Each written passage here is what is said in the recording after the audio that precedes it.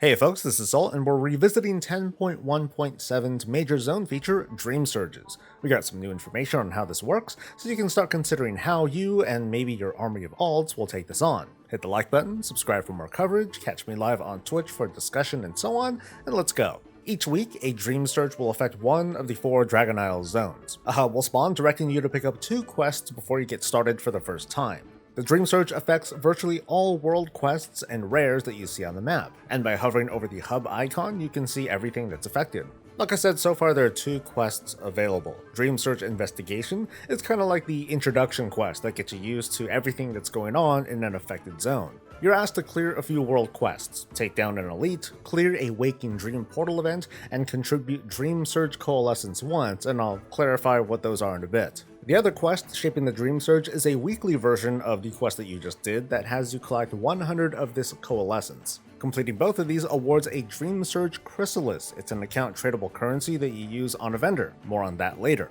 From the looks of it, the weekly is not an account shared quest. I move between multiple characters and progress is not shared. Picking up the quest on one character does not pick it up for all. So the initial thought in my head is, okay, with 2 of these Chrysalis items and the one that I can earn per week per character, the idea is that I want to clear the intro and the weekly on each of my alts, that way I can pump my favorite character full of gear and transmog, but of course this flow could change. So let's talk about completing these quests and what your regular routine might be. As an intro quest, you do need to do a little bit of everything to get a taste of the experience. World quests are world quests. Well, nothing changes here. From testing, taking on a rare elite is not like what it used to be in 10.0. They're pretty juiced up with extra abilities, some soloable, some not. But early on, there's going to be plenty of people wiping out these rares, and these happen to drop specific gear tokens that you can trade over to alts. It's a veteran gear, so it's nothing to scoff at. My advice here really is to just grit your teeth and deal with it for the sake of the intro and the purple gear token. And according to the PTR notes, there are 2 kinds of Waking Dream events, although I've only seen one. It's basically a group event where progression is shared, and after doing enough stuff, a rare spawns and we kill it, and that's it. There's nothing special to that, and I expect more to happen with this in the coming builds. The thing about contributing Dream Surge, it's actually not an accurate quest requirement. All it asks you to do is to vote for the buff that you want to have in the next upcoming Dream Surge, and it doesn't ask for any currency.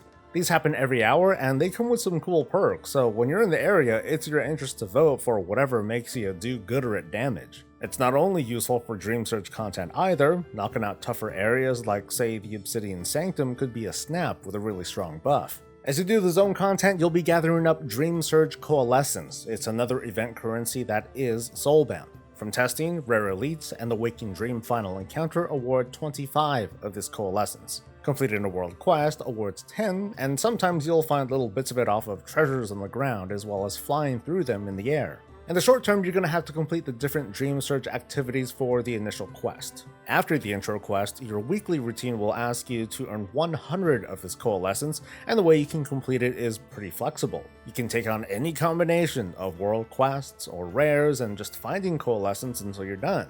And then you get your special Chrysalis. Play multiple characters for more items, and then funnel however you like. The weekly is a double-edged sword. It asks you to collect 100 Coalescence, not turn it in. So while you don't lose any of this currency when you turn in the quest, you do need to pick up the quest each week and farm up another 100, even if you might be sitting on a bunch of them. Which brings us to the vendors. The first one takes Dream Surge Coalescence, which is what we were just talking about, and for 100 of these things, you can purchase tradable veteran gear, which starts at item level 402, and it comes in every slot except for trinkets. These are the same things that drop off of rares, and while I have not seen it, I wouldn't be surprised if in the future we see them off of treasures or they appear as world quest rewards. But back to the vendor. There are 2 pets that cost 250 of this Coalescence, and 1 mystery item that goes for 1,000. The Coalescence is not account tradable, unfortunately, so it's in your interest to split the work between maybe a main who can do the heavy lifting, a few alts to get the pets, and then, I guess, pass around the 402 gear when you feel like gearing some alts or collecting transmog. The second vendor is where you trade in the special and probably weekly item, this Dream Surge Chrysalis. These let you buy champion gear for the slot of your choosing, once again, not including trinkets. And by the way, both the veteran and the champion sets of gear can be used in the Revival Catalyst. As mentioned earlier, thanks to the currency being account tradable, you definitely want to complete Dream Surge quests across as many alts as you can, that way you can deck out a freshly leveled alt right away. Not to dismiss other activities though, those characters also ought to do a pass in Raid Finder and the Zeralek Cavern weekly to pick up some Shadowfame sparks, so that way they can start making crafted gear. Here's what's got me really interested though. Notice here with the Chrysalis vendor there are Worm Shadowflame crests. At the moment, and on Live Realms, they're bought with tokens of merit. That's what you get when you reject the Great Vault rewards and opt for a currency instead. I'm wondering to myself if in a future build, these tokens will also be purchasable with this Dream Surge Chrysalis. If so, this opens up another path to achieving an average gear level of 437